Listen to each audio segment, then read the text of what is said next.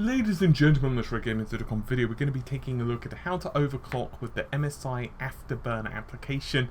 We're going to specifically be taking a look at it with the GeForce GTX 960.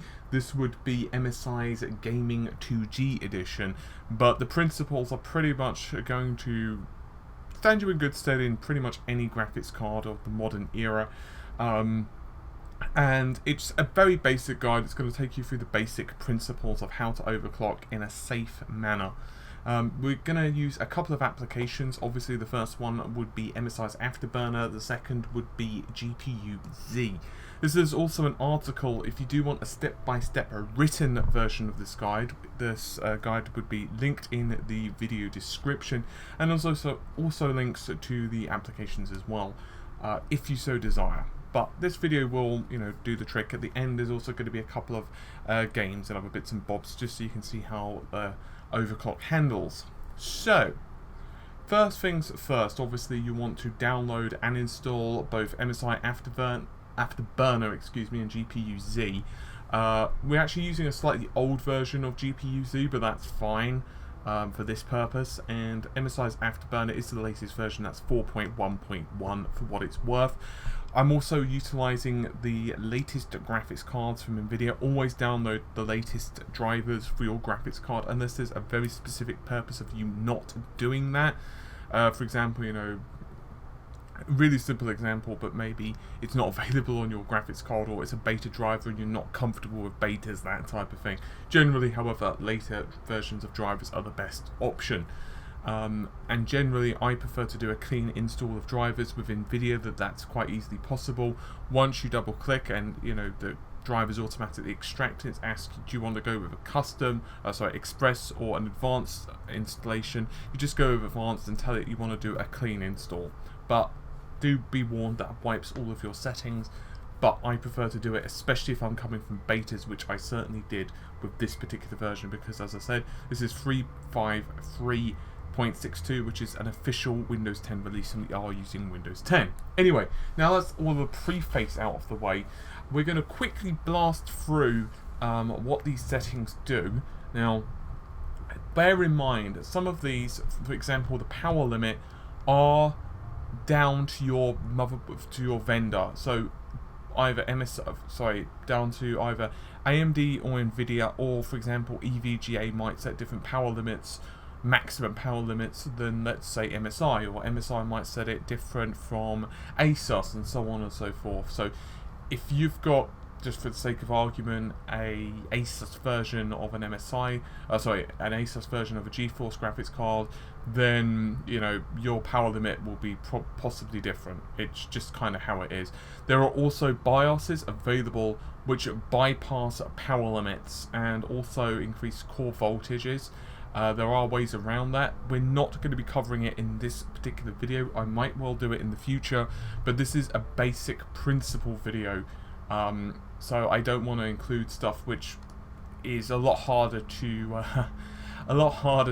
get around. Let's put it that way, if your car breaks. But anyway, to unlock, if you have not got core voltage, you have to go to settings, and then you enable that unlock voltage control. You might as well go ahead and unlock voltage monitoring as well. I would recommend not enabling force constant voltage. A bit of a complex reasoning behind that, but the simple reason is quite it basically comes down to power consumption on desktop. So you're going to find that your GPU is going to become a lot hotter when you're just at idle, and it doesn't really serve that many purposes. It's not really going to stand you in better stead overclocking. So personally, I would recommend just leaving this unticked but these two ticked, and that's it. So now, of course, you're down to the actual applications themselves, and we've got it pretty much set up as is. So you might want to load up Tech Power Up GPU-Z. This is not a requirement. It's not a requirement for overclocking, but when we start messing around with the core voltages and power limits, it's quite nice to be able to see what's going on if we were hitting TDP problems or that type of thing. So you could see what we've done here, and in fact memory clocks went pretty damn high with this damn thing. What I've done, by the way, is under sensors you can simply click on this down arrow and have it show the highest reading, and you can also tell it to log to a file, which is quite nice as well. We're going to get into this a bit more in a moment, but effectively this allows you to figure out, let's say, if you're hitting TDP problems and the card, say, throttling down, it's quite nice. For example, you can monitor the average overclock, the average clock speed, which is quite nice. It does give you that that flexibility. So to overclock, it's quite simple. You just increase the clock speed, for example, like that. I'm just going to kind of do it arbitrarily, and then click apply, and now suddenly you've got an overclock. In fact, we can actually immediately get visual feedback by looking here. So for example, let's say that we're using this core clock or memory clock. Let's just take memory clock for the sake of argument. You can see this GPU clock here. This is the default, so what the default clock speeds are for your particular vendor, and then what you can do is just increase that like that, click apply, and bang, it automatically updates within just a few seconds. And it also registers right here as well, so bandwidth, for example, which is obviously how much bandwidth your card has. If we just reset that, then you're going to find that it goes back to 112.2, which is the card's default. So pretty simple stuff. So for the sake of this, obviously I won't be going through this procedure with you because it's going to require a lot of tinkering, and so I don't want this to be like a 50-minute video of me showing you how to get the highest clock speeds. But how I personally work is I put a small overclock to begin with on both. Personally speaking, I would recommend 40 to 50 megahertz at maximum on both at the start. One caveat: if you've just built a PC or you've just bought the GPU, do not overclock. The first thing you do, don't overclock. Ensure that your card is working fine first. So for example, run some games, run some tests, run some benchmarks, play for a couple of hours, and this will tell you multiple things. The GTX 960 is actually really thermally efficient and doesn't require much power, but let's assume that you've bought a new GPU. Are you sure that your PSU's up to the task? Is it become damaged in transit, that type of thing? It's better just to make sure that it runs at stock speeds before you go ahead and start increasing clocks, because that way, if you do get random crashes, you can immediately save yourself a whole heap of trouble and say, okay, you know what, I know it didn't crash before, I know that the default clocks are fine, so it's because of my overclock, so what do I need to do to fix it? Compared to, well, it's crashing, but okay, it's crashing at 10 megahertz overclock, it's crashing at 50 megahertz overclock, it's crashing at 0 megahertz overclock, okay, the card's damaged. It just saves you a whole lot of trouble, and trust me, I've been there before and it's not fun. Anyway, so I would recommend, once again, starting from 25 megahertz, 50 megahertz at maximum. Personally, I'd recommend around the 40 range on both. And then once you've done that, once you've gone ahead and selected one, benchmark for 10 to 15 minutes, multiple games available. If you've got Metro Last Light, that's really good, or Metro 2033, because you can tell it to run in a loop. You could also use 3D Mark, you could play some Crysis 3 for 15 minutes, that type of thing. What I would suggest personally is to make sure you're using an intensive game where there's going to be a heavy GPU load, which obviously you can check out in the sensors right here if you need to. Once you've basically got a very rudimentary overclock, what you'll then do is choose one slider at a time.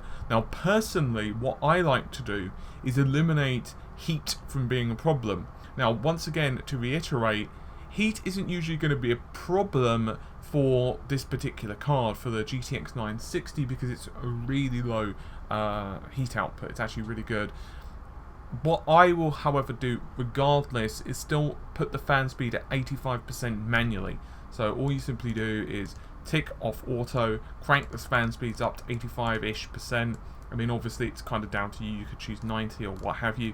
Now I know what you're going to say, yeah, but that's unrealistic.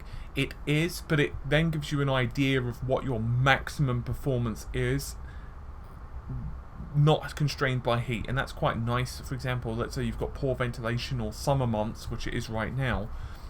What you can then go ahead and do is, once you've figured out the maximum overclock, you can then start tweaking the fan speed later on to see what you can kind of get away with, and you might need to back up overclocks anyway, but that's just the method I like to work. I know some people don't, but I like to do it just to eliminate variances on fans and auto detection, that type of thing. So once you've done that, as I said, you've got both core clocks at, let's say, 40 megahertz, or so both clocks at 40 megahertz. Then what you'll want to go ahead and do, so for example 40 megahertz here, you'll apply it, run some games. Then on core clock, you'll increase it like 15 to 20 megahertz at maximum, and you'll keep doing that. Now, you can by all means go a little bit more than that. You can go to like 30 megahertz, but personally I think for fine tuning it's good to do 20 megahertz. What you're looking out for are artifacts on screen. So for example, black pixels, random colors that shouldn't be there, display driver crashes, that type of thing. If you do crash, don't panic, providing you don't have apply overclocking system startup, you're fine. Generally speaking, what you'll find is that the display driver will crash, the application will crash, for example Crysis 3, and it will recover after a few seconds. Your system will kind of whine at you and say, hey, I've experienced a crash, and then it'll go back to Windows Desktop, not a big deal, and then you simply pull back the speeds. So all you'll do is keep doing that. It is a time consuming process, it's kind of boring, and that's why I'm not putting it in this video, but you'll just keep increasing these speeds. Then do the same to memory clocks. Now you can either leave it right there, or you can go the next level. So the next level will be to start increasing the voltage, the core voltage and power limit. Now, a quick explanation of what these are, because as I said, I don't want this to become a technical video. You can, do your own research, check the article, whatever you want to do.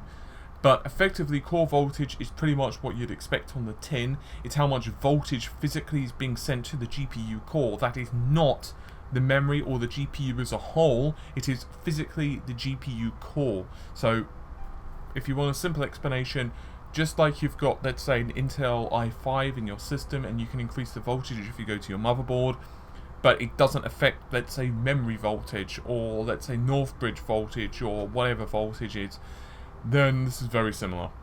It just increases the core voltage. Now, power limit is a little more complex. What power limit does is it basically increases the TDP of the card.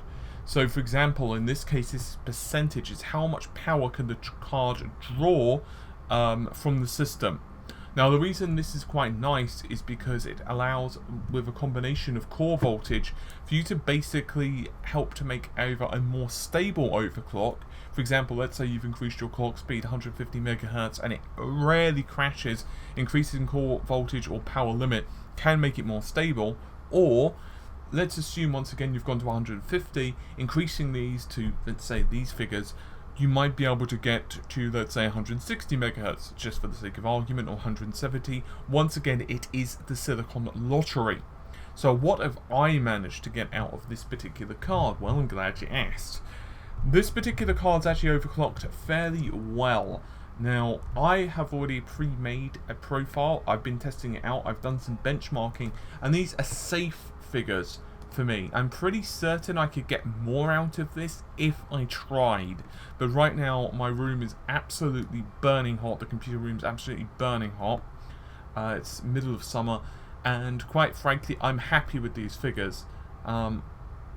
These figures are fine for me for 24/7 use. Once again, I've done some benchmarking all day and I've not had any problems, any crashes at all. So those figures are pretty conservative. I probably could squeeze more out of both of them, but I'm happy for that. I find that the TDP is well within the acceptable limits. Even if I reduce the fan speeds, the temperatures are absolutely fine, and I'm comfortable with that. You certainly can increase it, but I've noticed once again power consumption with this figures. With doing benchmarking, I managed to hit a 106.4 TDP, and do remember as well, the boost clocks do increase. So boost right now can go up to, let's even say, 1423 or even higher.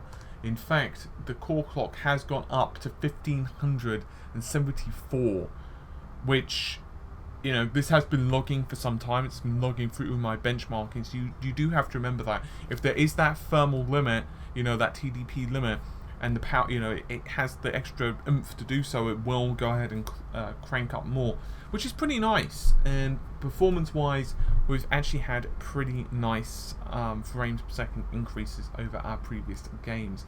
So once again, it's a pretty simplistic method to do this. I know it's not particularly shiny or, you know, bells and whistles, but this is a very basic overclocking video.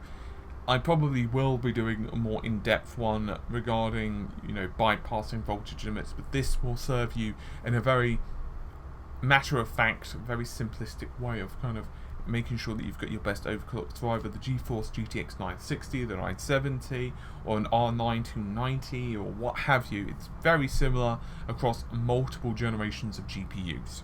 So hopefully you've enjoyed the video. Once again, the benchmarks will be in just a second.